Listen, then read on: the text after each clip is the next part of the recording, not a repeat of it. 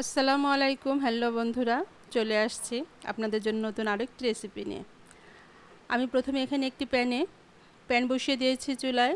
তারপর এখানে দিয়ে দিচ্ছি 2 চামচ পরিমাণে ঘি। আপনাদের হাতের কাছে ঘি না থাকলে অবশ্যই রান্নার তেল দিয়ে দিতে পারেন।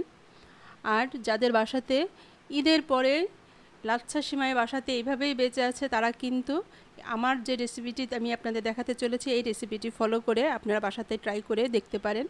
আমি এখানে লাচ্ছা সিমাই দিয়ে দিলাম ঘিতে, ভালো করে সুন্দর করে মুচমুচু করে ভেজে নেব, একবারে লাল করে। ভালো করে নেড়ে উল্টে পাল্টে কিন্তু নেড়ে দিতে হবে। আর অবশ্যই চুলোর জালটা কিন্তু একদম মিডিয়ামের থেকে একটু নিচে রাখতে হবে। মিডিয়ামে রাখলেও কিন্তু এই সিমাইটা এতটাই সফট থাকে যে চুলার আঁচটা সামান্য একটু তাপেতেই কিন্তু পুড়ে যেতে পারে। আর পুড়ে গেলে কিন্তু আমি যে রেসিপিটি দেখাতে চলেছি এটি কিন্তু খেতে মোটেও ভালো লাগবে না।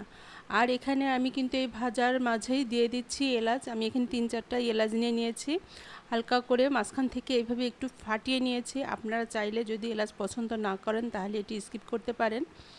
আমি আবারও উল্টে পাল্টে সুন্দর করে নেড়ে নিয়ে ভেজে নিব। ভাজা কিন্তু আমার প্রায় হয়ে গেছে। আমি এখন এটি নামিয়ে নিয়েছি। আমি এখানে আরও একটি প্যান বসিয়ে দিলাম। আর এই প্যানেতেই আমি এখানে দিয়ে দিব লিকুইড যে দুধ, সেই দুধ দিয়ে দিচ্ছি কাপ মেপে। আমি এখানে প্রায় 2 কাপ পরিমাণে 3 কাপ পরিমাণে এখানে দুধ নিয়ে নিলাম। আপনারা আপনাদের সিমাইয়ের পরিমাণটা বুঝে এখানে দুধটা নেবেন। আমি এখানে 3 কাপ পরিমাণে নিয়েছি। আপনারা চাইলে সিমাইয়ের পরিমাণটা বুঝে বাড়িয়ে বা কমিয়ে এইভাবে নিতে পারেন। তো দুধটা বলক আসা পর্যন্ত অপেক্ষা করব। এখন এর ভিতরে দিয়ে দিচ্ছি লিকুইড গুঁড়া যে দুধ, সেই দুধ দিয়ে দিলাম এখানে 1/3 কাপ পরিমাণে। আর দিয়ে দিলাম চিনি। আমি এখানে আরও একটা কথা বলে নিই, আমি যখন সিমাইটা কিন্তু লাল করে ভেজেছি তখন কিন্তু ওখানে আমি 1/3 কাপ পরিমাণে কিন্তু চিনি দিয়েই কিন্তু সিমাইটা ভেজে নিয়েছি।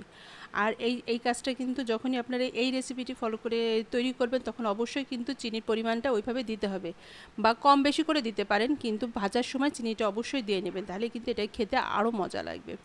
আর এখানে দিয়ে দিলাম দুধের ভিতরে কিন্তু আমি চিনি দিয়ে দিয়েছি, আর দিয়ে দিচ্ছি সামান্য স্বাদের জন্য লবণ। আর এখানে চিনির পরিমাণটা কিন্তু প্রায় আমি 1/2 কাপ পরিমাণে দিয়ে দিয়েছি। আর দিয়ে দিয়েছি আমি 1 চামচ পরিমাণে কর্নফ্লাওয়ার। এখন আমি এই সমস্ত প্রণালী একসাথে দিয়ে সুন্দর করে নেড়ে বলক আসা পর্যন্ত অপেক্ষা করব। এবং এটি কিন্তু সুন্দরভাবে এক পর্যায়ে কিন্তু নাড়তে হবে। এটা কিন্তু নেড়ে নিতে হবে যাতে নিচে লেগে না যায়। দেখতে পাচ্ছেন এটির ঘনত্বটা কিন্তু চলে আসছে। আমি কিন্তু একবারে বেশি পাতলাও করব না, আবার খুব বেশি ঘনও না। এর ঘনত্বটা কিন্তু আসা শুরু হয়ে গেছে। আমি আর কিছু সময় একটু জাল দিয়েই আমি কিন্তু নামিয়ে নেব। আর অবশ্যই এটি যখন নাড়বেন তখন চারপাশ থেকে কিন্তু নেড়ে নিতে হবে। আমি কিন্তু এটি নামিয়ে নিয়েছি, যেহেতু এই দুধের যে শটটা আমি তৈরি করেছি এটা কিন্তু যখন আপনি নামাবেন তখন কিন্তু আরও ঘন হয়ে যাবে। আর লাচ্ছা সিমাইটা যখন আমি ভেজেছি দেখতে পাচ্ছেন একবারে কালারটা কত সুন্দর আসছে। এইভাবে আমি একটি বাটিতে সুন্দর করে আগে থেকে নিচেতেই আমি একটু টাইট করে বসিয়ে দিয়েছি। আর এই পর্যায়ে কিন্তু দুধটা কিন্তু আমি কিন্তু গরম পর্যায়ে ঢালছি না, অবশ্যই দুধটাকে নেড়ে ঠান্ডা করে নিতে হবে। নিয়ে চারপাশ থেকে এইভাবে দিয়ে আমি এরই উপরে কিন্তু আবারও লাচ্ছা সিমাইয়ের যে বাকি অর্ধেকটা আছে এই অর্ধেকটা কিন্তু দিয়ে দিব। যারা আমার চ্যানেলে নতুন এসেছেন তারা আমার চ্যানেলটিকে সাবস্ক্রাইব করবেন, লাইক শেয়ার এবং কমেন্টস করতে ভুলবেন না। আর যারা পুরাতন আছেন তারা তো আছেনই, তাদের জন্য অনেক অনেক ধন্যবাদ। আর এভাবে আমার চ্যানেলটিকে আপনারা সাপোর্ট করে যাবেন।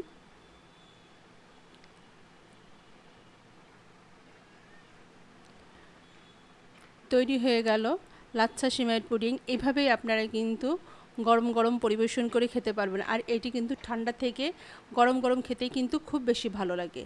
আমি যে দুধের মিশ্রণটি অর্ধেক দিয়েছিলাম আর বাকি যে অর্ধেকটুকু ছিল সেটি আমি এই উপর থেকে হালকা করে দিয়ে দিলাম। এটি কিন্তু একবারে ভিজে হবে না, আবার একবারে শুকনো হবে না, ঠিক মানে শুকনো অবস্থায় থাকবে, কিন্তু খেতে খুব মুচমুচে লাগবে। ঠিক এই পর্যায়ে এভাবে আপনারা বাসাতে অবশ্যই তৈরি করবেন। ঝটপট মেহমান আসলে বা বাচ্চাদের বিকালের নাস্তাতেও কিন্তু আপনারা তৈরি করে দিতে পারেন। আমি এখন ছুরির সাহায্যে একটু কেটে নিচ্ছি, আপনারা আপনাদের পছন্দ মতো কেটে নিতে পারেন।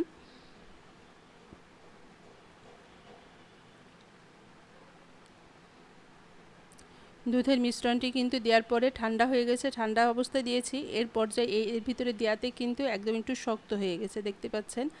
আর সিমাইটা কিন্তু অবশ্যই একবারে যে বেশি গরম ছিল বা একবারে বেশি ঠান্ডা ছিল সেরকমের নয়। দেখতে পাচ্ছেন, আমি আপনাদের দেখিয়ে দিচ্ছি যে দুধের মিশ্রণটি দেওয়ার পরে সিমাই দিয়ে কেমন এর লেয়ারটা কেমন হয়েছে। আমি আপনাদের দেখিয়ে দিচ্ছি এর ভিতরে লেয়ারটা কেমন হয়েছে। এটি দেখতে যেমন লাগছে কিন্তু তার থেকে খেতে কিন্তু আরও বেশি সুস্বাদু।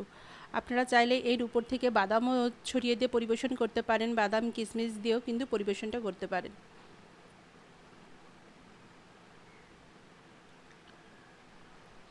দেখতেই পাচ্ছেন তৈরি হয়ে গেল আমার সেমাইয়ের ডেজার্ট। এভাবেই আপনার বাসাতে ট্রাই করবেন। আবার আপনাদের সাথে দেখা হবে আমার নতুন কোনো রেসিপিতে। আল্লাহ হাফেজ।